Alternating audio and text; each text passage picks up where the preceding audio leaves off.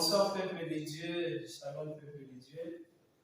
Nous sommes dans la joie de vous savoir nombreux ce soir, branchés dans notre émission de Oui et l'Amen.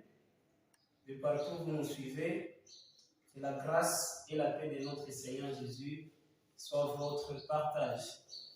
Je suis votre frère Merveille Kalinga et nous sommes dans la joie, nous avons le privilège de recevoir pour ce numéro de ce soir un homme de Dieu bien que nous allons devoir présenter. C'est le pasteur Daniel Moussampa à qui nous disons déjà bonsoir pasteur. Bonsoir Merveille. Merci beaucoup pasteur. Le pasteur Daniel Moussampa est responsable de l'église évangélique Parole de Vie, extension cadastre. La Parole de Vie, c'est ici à Lubumbashi, dans la commune de Kantemba, au quartier cadastre, sur la rue Kassila, au numéro 44. Pasteur Louis et l'Amen a le privilège de vous recevoir ce soir. Merci, mon frère. Nous sommes honorés de vous recevoir ce soir et nous allons vous demander déjà de placer un mot pour nos téléspectateurs qui vous suivent de partout.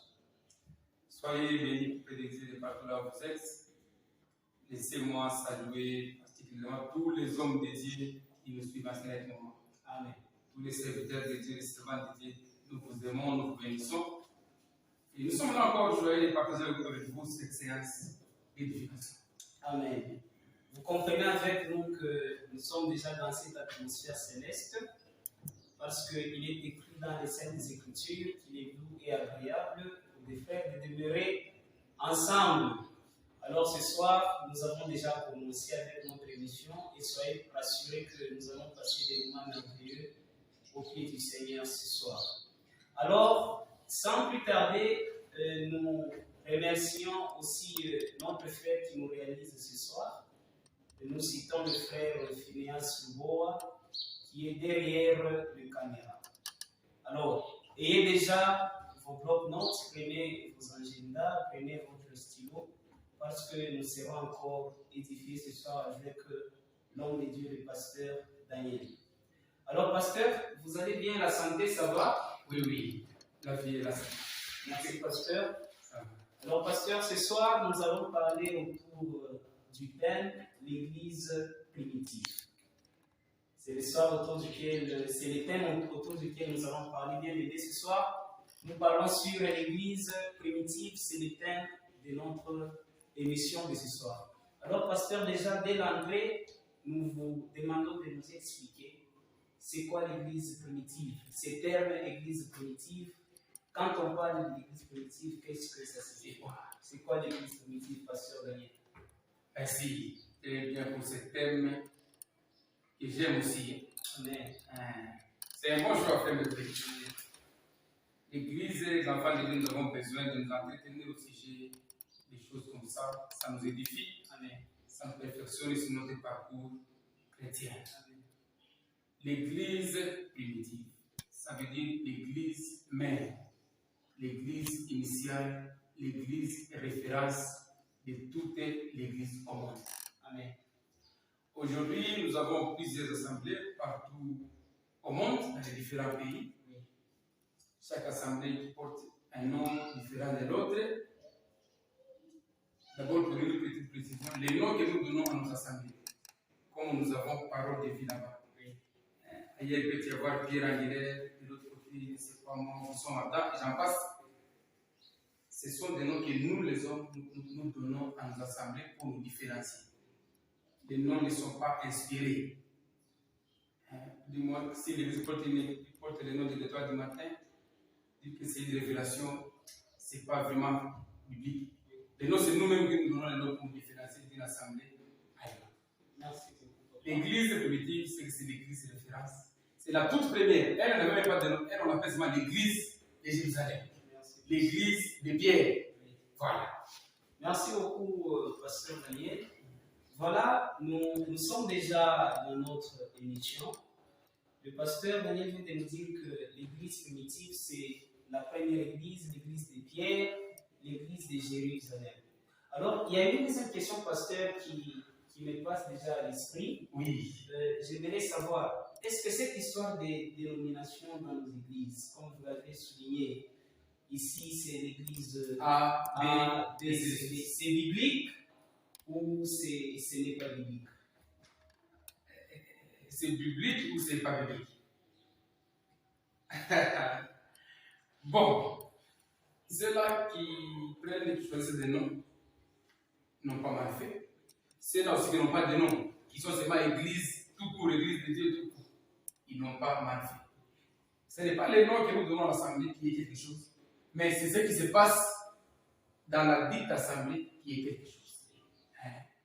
Donc pour les frères de l'ancien pacte, qui veulent partir de Jérusalem, ils arrivent à Corinthe. À Corinthe, là-bas, il y a doucement une église, une assemblée, on appelle ça l'assemblée de Corinthe. Là, c'est en dehors de Jérusalem. Il y va, je ne sais pas moi, Philadelphie, Colosse, toute la ville, on a une assemblée, on appelle ça l'église de Colosse. Mais non, aujourd'hui, comme il se fait dans une même ville, nous avons maintenant plusieurs assemblées. Effectivement, nous avons besoin de nous différencier pour qu'on sache que ça, c'est l'église telle. Même parole de vie, peut-être parole de vie A, parole de vie B, selon.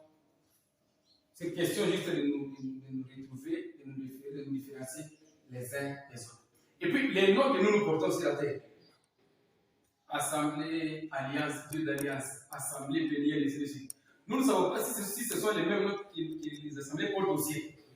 Parce qu'au ciel, chaque assemblée porte un nom que les ciels maîtrisent mieux. Dans les termes, dans les causes du ciel. Voilà. Mais l'église, corps de Christ, c'est l'église, invisible.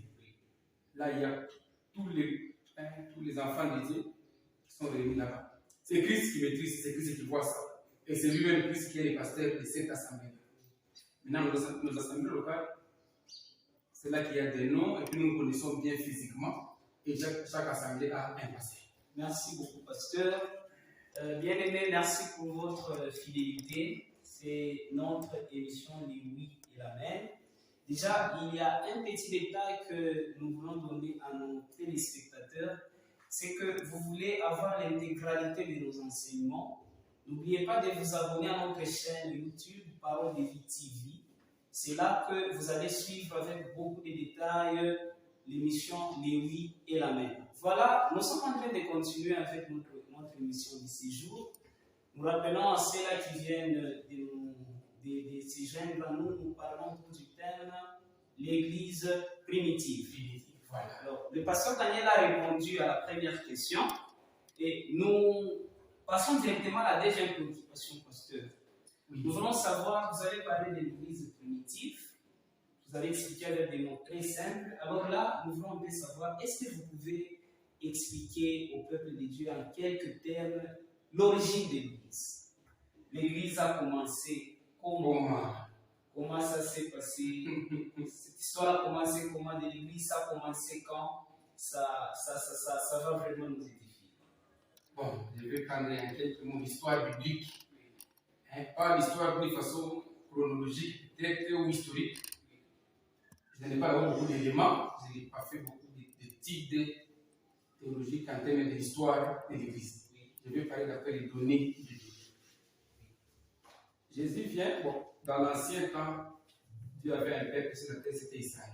Oui, c'était l'unique peuple de Dieu sur la terre, du Dieu d'Israël. Et tout celui qui voulait parler avec l'Éternel, il devait se conformer aux règles de Dieu selon Israël.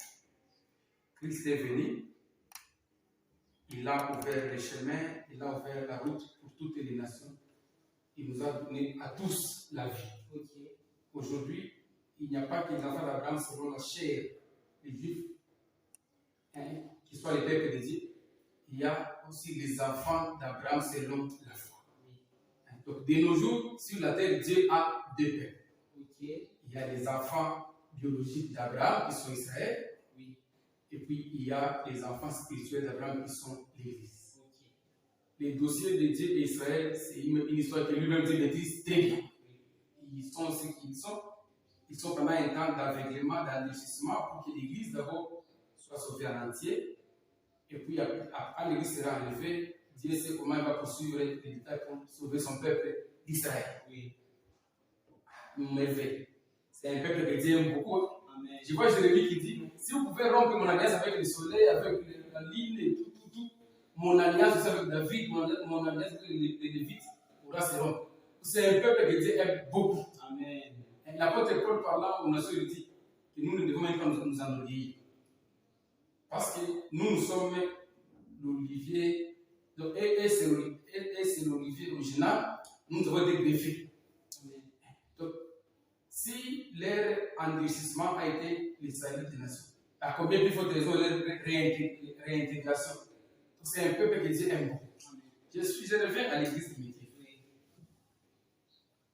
L'église de Pierre. Christ est venu, il pose la question aux nations et à ses disciples, qui dit-on que je suis?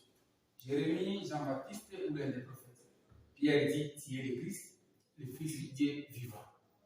Jésus lui dit, Simon, ce n'est pas la chair et le sang qui t'ont révélé cela, c'est mon Père qui est dans les cieux. Et moi, je te dis, si cette pierre, moi, je bâtirai mon église. Et les portes de séjour du monde ne prévaudront point contre elle. Amen. Si vous le permettez, on peut parler. Vous le permettez. Voilà, c'est vous qui avez dit. Kanisa ya Mungu abata ikomona kakuguruji attache Mungu. Amen. Que ce soit la magie noire, la magie blanche, même au rêve, ça c'est fait. Comme quelque part dans une ville, dans un village boulogi, vous n'avez Kanisa. Kanisa inakuwa déjà boulogi. Quelque part dans une église, il y a un sorcier, où les sorciers ont bloqué Kanisa. À part, c'est que les sorciers, les champions. Ou soit que les a éprouvé Kanisa, il va vraiment mourir. Jésus a dit, les portes de séjour de mort ne peuvent jamais prévaloir contre l'église. Ata muntu kwa Mungu, buloja wesu kumuloka, buloja wesu kumuwa. Ni mambo tunasoma kwa mtaye leo, mais bibliquement ça ne s'explique pas. Vraiment. Balaam anasema que l'enchantement ne peut rien contre Israël.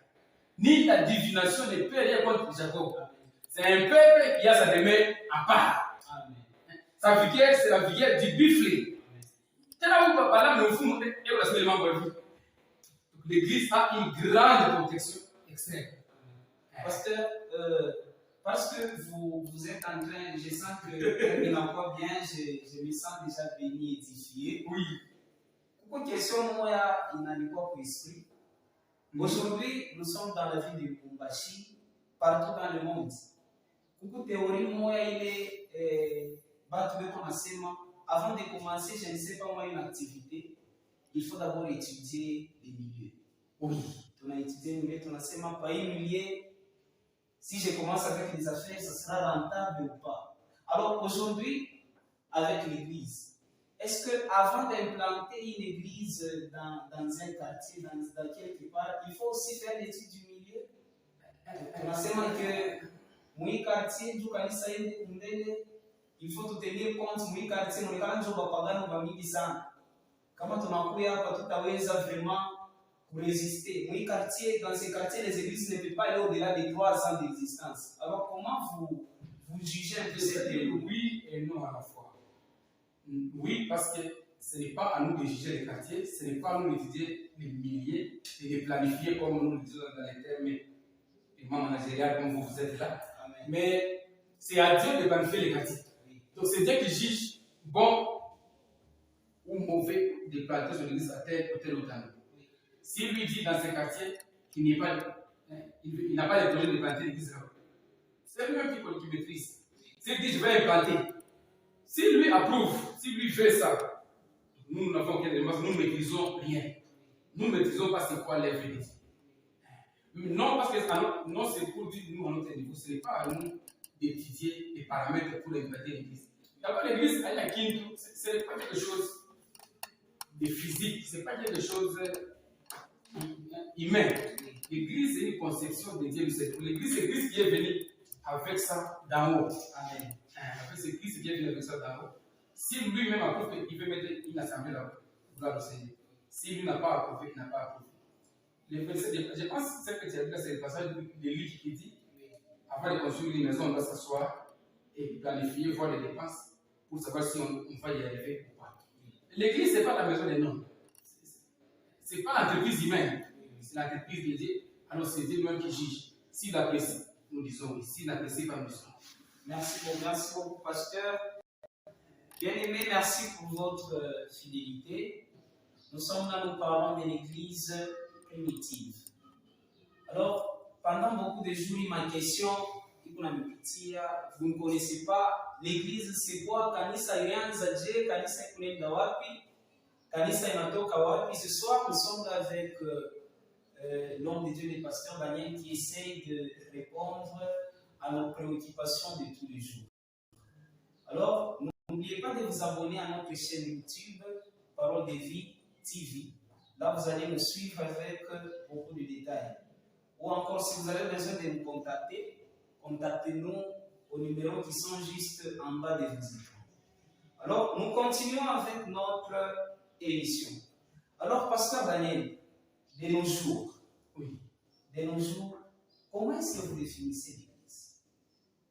Je parle de cette hypothèse. Aujourd'hui, vous trouverez un frère qui se dit Kanisa ni mie, Kanisa ni wewe.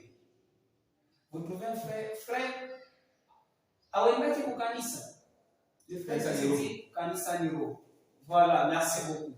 Kanisa ni ro, Kanisa ni mie, Kanisa ni wewe. Je n'ai pas nécessairement besoin d'aller à la maison de Dieu. Il est bien, Kanisa ni ro, Dieu est bon, aina sasma kama. Comme Kanisa ni ro, le Christ ne veut pas laisser à Pierre l'église sur la terre. Pour le jour où Kanisa est assis.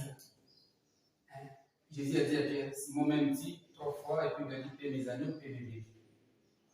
Il faut dire que le Seigneur a ajouté chaque jour à l'église ceux-là qui étaient sauvés. Comment on a mis, le Seigneur lui-même les conduit là où il y a ses frères, là où il y a Pierre, pour son édification, pour sa croissance, pour son entretien nécessaire pour qu'il hérite les cieux.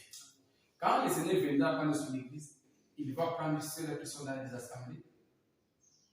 Bon, c'est là qui font sa volonté et puis qui sont dans le corps du Christ. C'est lui qui n'a pas qui dit qu'il est un héros. Il n'a pas de pasteur, il n'a pas d'assemblée, il n'a pas de frères avec lui, il ne sert pas Dieu, alors il est hors de la Bible. Parce qu'il ne va pas s'enseigner la parole, lui seul chez lui, il offre son offrande, lui seul chez lui, il communie avec les frères, lui seul chez lui, la Sainte Seine, il ne l'a pas chez lui. C'est inconcevable. Donc l'église, c'est cette entité-là qui réunit tous les enfants des dieux pour leur entretien et leur éducation. Voilà. Merci beaucoup, pasteur. Nous avons une autre question qui est trop pertinente de nos jours.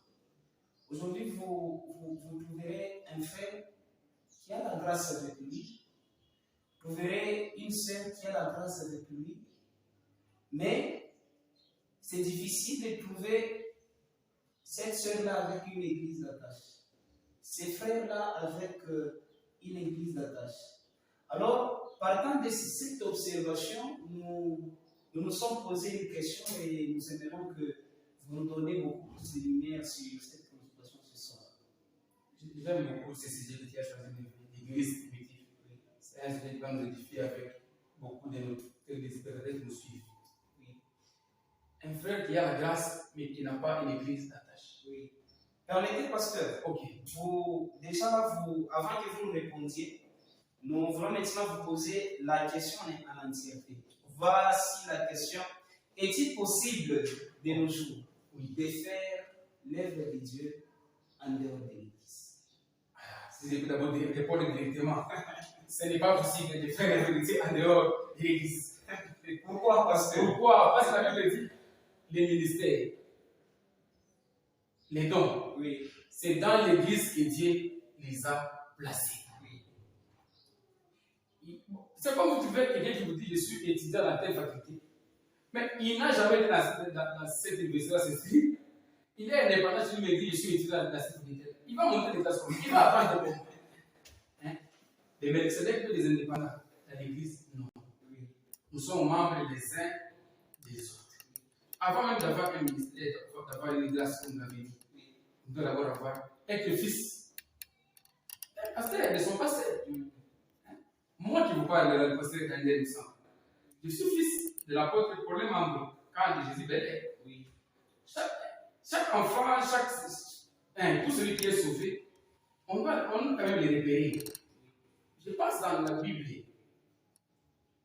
Quand vous lisez l'histoire des Juifs lors de la déportation, au retour de la déportation, quand vous lisez Néhémie, quand vous lisez la Bible dit même que les sacrificateurs qui n'ont pas été retrouvés d'après l'arbre généalogique, on les a d'abord mis de côté. On ne peut pas trouver un frère indépendant, orchestre indépendant, un ministère indépendant, un prophète indépendant. Il est au désert, il est à la montagne. C'est hors biblique. Toutes les grâces, le Seigneur les met dans l'église. D'ailleurs, mon frère, on a très bien grâce. Les dons, la grâce, ce n'est pas la propriété des noms. Oui. Les dons, la grâce, le ministère, c'est les dons pour l'église, pour l'édification. Wow. Pour l'édification. Donc, Dieu ne donne pas les dons à un homme, Dieu donne les dons à l'assemblée. Amen. Pasteur, c'est gloire au Seigneur. Ce que vous venez de dire m'intéresse encore au plus haut point. Vous venez de dire que le don, la grâce que Dieu peut attribuer à une personne, il est lui donne, c'est pour l'intérêt de l'église. De l'assemblée. Vraiment. Là, quand je parle, ce n'est pas un problème, je me réserve le soir peut-être pour être trop dire. Mais si l'autre est sincère, organiser un mois de prière et puis organiser une semaine d'enseignement. D'après la Bible, c'est un programme démoniaque. C'est une inspiration satanique. Nulle part dans la Bible, on a eu beaucoup de temps de prière et moins de temps d'enseignement. Une journée, tu commences de 10 heures, depuis 12 heures de prière, et puis on vient enseigner à 17 heures, pendant 45 minutes.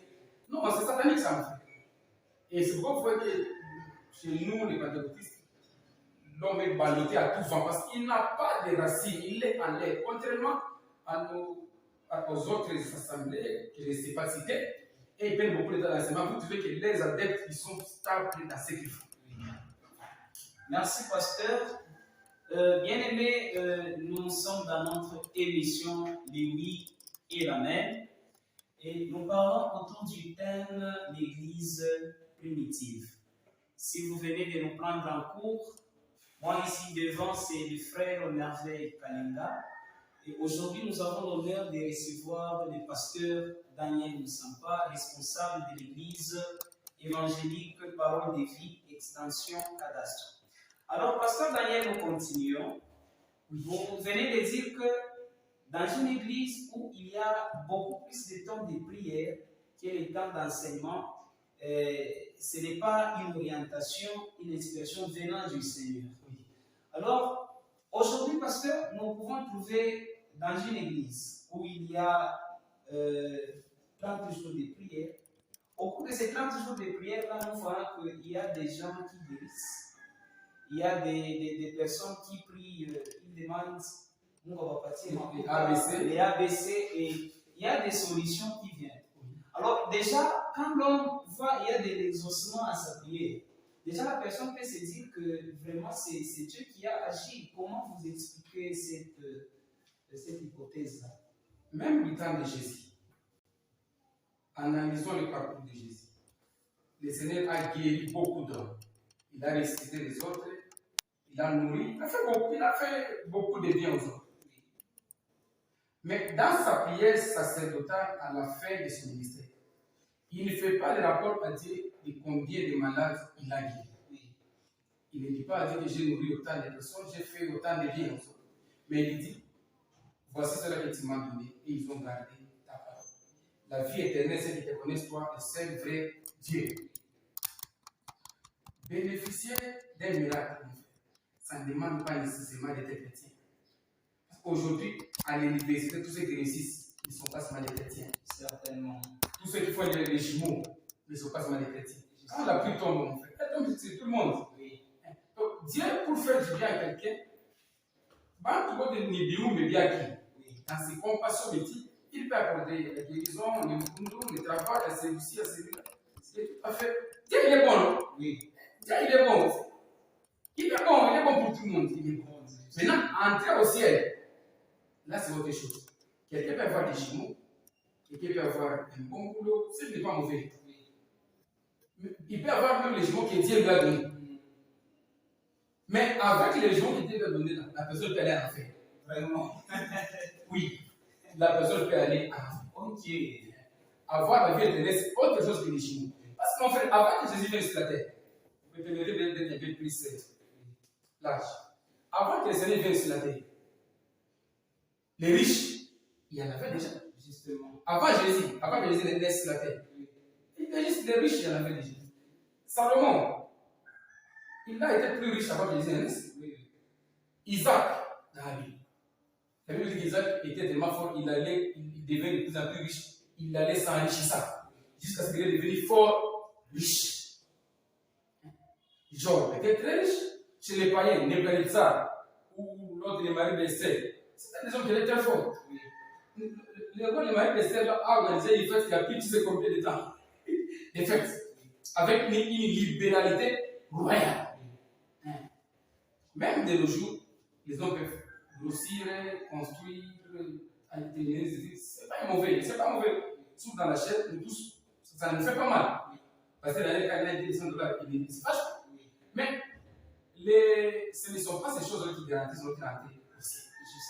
Si on a relevé l'aspect de l'église primitive, la Bible dit qu'il persévérait dans l'enseignement des apôtres. Persévérer.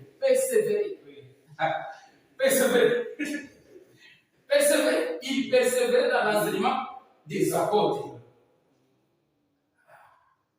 Je ne sais pas si tu peux trouver l'état parce qu'il faut que la caractérisation on a épuisé l'état. Oh là là. En tout cas, je sens qu'il y a des bagages spirituels ici. Il y a vraiment la connaissance de la parole. Mais le temps nous fait déjà défaut. On croyait tout finir aujourd'hui, mais on ne saura pas tout terminer. Alors, nous voyons comment le Seigneur nous faisant grâce. Nous pouvons continuer avec ces sujets au prochain numéro. Mais bien avant de terminer, pasteur, il y a une dernière question pour le numéro ce soir. Ce soir, nous voulons savoir un peu à quel signe nous pouvons reconnaître que cette église est de Dieu. Nous référons bien sûr à l'église primitive, parce que nous parlons de l'église primitive. Ce n'est pas compliqué, mon frère. La Bible dit que ce n'est pas le fruit qu'on reconnaît l'arbre. Ce n'est pas le fruit qu'on reconnaît l'arbre. De nos jours, reconnaître l'église qui est dédiée, c'est par l'enseignement qui est donné là-bas. C'est par l'autel de l'enseignement qui est donné là-bas. Si nous retrouvons l'enseignement des apôtres dans sa pureté, c'est l'église de Dieu. Si nous trouvons l'enseignement qui est différent de celui des apôtres, nous avons déjà discerné que nous ne sommes pas dans l'église de Dieu. Parce que les hommes de Dieu aujourd'hui, ils sont là. Les faux docteurs aussi et les faux prophètes, ils sont là. Donc il y a l'homme de Dieu, nous l'entendons, nous l'observons, nous voyons les messages qu'il donne, nous voyons la vie spirituelle de l'assemblée. Papa, la vie de Dieu, l'église de Dieu, ce n'est pas très compliqué. Là où il y a la vie, elle se fait voir. Oui. La vie de Dieu se fait voir. Ce n'est pas l'enseignement qu'on s'est découvert ici, c'est l'église de Dieu, ou ce n'est pas l'église de Dieu. Pour nous les humains, pour découvrir le fils d'un homme, il faut peut-être aller au test d'ADN. Justement. Dans les grands laboratoires, on va faire des tests cliniques, on va découvrir que ce sang appartient à tel homme. Maintenant, spirituellement, l'ADN de l'église, si je peux bien le dire, c'est l'enseignement. Amen. C'est l'enseignement. Amen. On doit retrouver l'enseignement de Pierre dans sa totalité. L'enseignement de Paul dans sa totalité. Surtout pour nous, les églises des nations. Oui. Nous avons le Père pour nous, les églises des nations, c'est l'apôtre Paul de Tarse. J'aime comment lui se présente. Il a été établi apôtre et docteur, chargé d'instruire les nations. Amen. Chargé d'instruire les nations. Donc nous, il n'y a pas une église prospère en dehors des prescrits de l'enseignement de l'apôtre. Amen. Amen. Il reste le baobab. Amen. Donc, Christ l'a toujours dit de nous établir, il est le peuple. On a tout depuis, j'ai pensé à quoi? Il n'est pas maman. Oui, oui. C'est pas maman. Amen, pasteur. Voilà. En tout cas, pasteur Daniel, merci beaucoup. Vous avez dit que l'ADN de l'église, ce n'est ni la louange, non, ce n'est ni la prière, ni la prophétie. D'abord l'enseignement. Toutes ces choses-là sont bonnes, mais d'abord l'enseignement. Parce que la prophétie, elle se donne en fonction de l'enseignement. La louange, tout se fait en fonction de l'enseignement. Vraiment.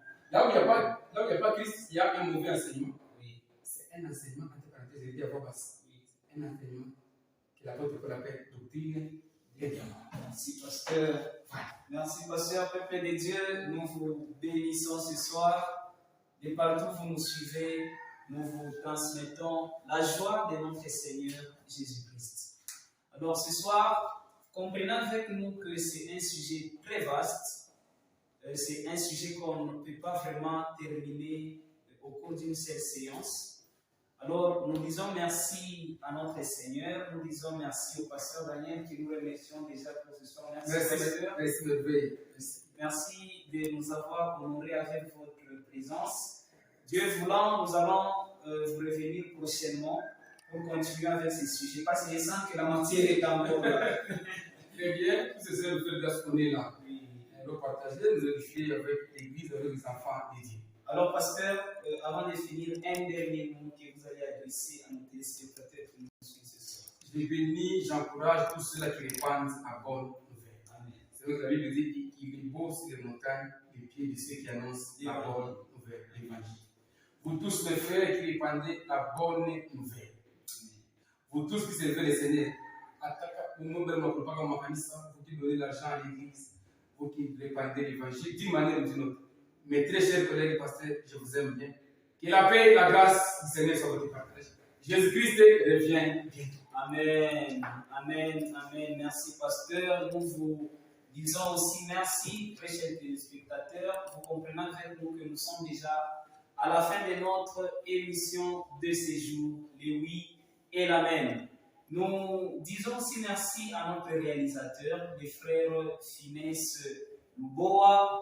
Moi, ici, au-devant de vous, c'est le frère Merveille Kalinga. N'oubliez pas de vous abonner à notre chaîne YouTube, La Parole des Vies, pour nous suivre avec beaucoup de détails. Nous terminons par vous dire, sans la connaissance de Dieu, on peut tout faire, sauf servir Dieu. Merci et à la prochaine.